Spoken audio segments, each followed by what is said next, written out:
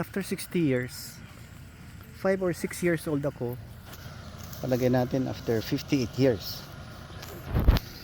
Yan ang bahay namin, oh. Yan.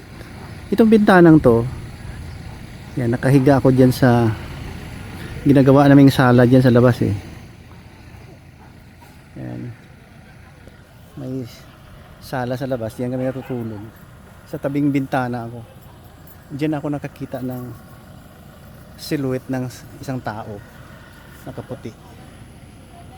I don't know, basta hindi ko nakita ang mukha. Yan ang bahay namin, eh. Yan kami lumaki. Ewan ko kung saan ako pinanganak dito.